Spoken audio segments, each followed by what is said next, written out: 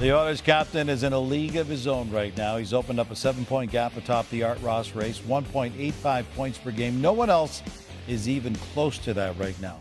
And when it comes to goals, Austin Matthews is dominating that category with 18 in 19 games. That's 6 more than McDavid or anyone else. With more on the two superstars, here's Mike Johnson.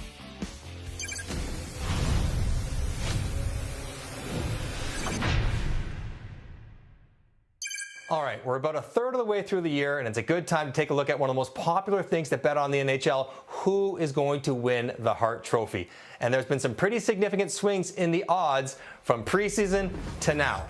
If we take a look at the numbers before the year started, Connor McDavid was the favorite. There's no surprise there. Nathan MacKinnon, Panarin, Draisaitl, the usual suspects. And then Austin Matthews way down at plus 1,400 as the 5th most favorited candidate.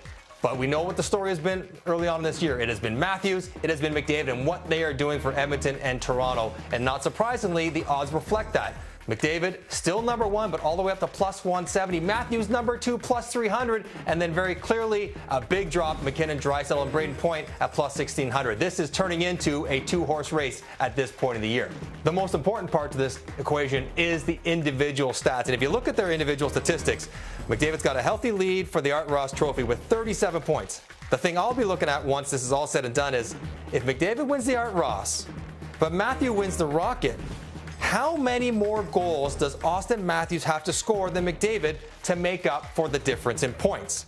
Using their current projections over 56 games, which might be a stretch because they are on such ridiculously hot paces, but let's just go with the numbers for now. McDavid could end up with 20 more points than Austin Matthews, but Matthews could end up with 18 more goals than Connor McDavid. And if the season plays out this way, and Matthews somehow has more goals than McDavid has points, I think, because of the importance of goals, the difficulty in scoring them, that would be advantage Austin Matthews, especially if the Leafs finish ahead of the Edmonton Oilers in the standings. But there is a very real possibility that Austin Matthews might not even lead his team in scoring. Mitch Marner's off to a great start himself, and I think if Marner leads the team in scoring, that actually hurts Austin Matthews' candidacy. Because I think at this point, everyone knows that Draisaitl doesn't play with McDavid, and while Ryan Nugent-Hopkins is a very good player, he's not Mitch Marner elite, one of the best in the league kind of player. And partnering up with that might actually hurt some voters looking at Austin Matthews. This will be a great race to watch the rest of the season. And if somehow these two guys can keep on their current tracks, there will just be another thing for Leaf fans and Oiler fans to hotly debate for the next several months.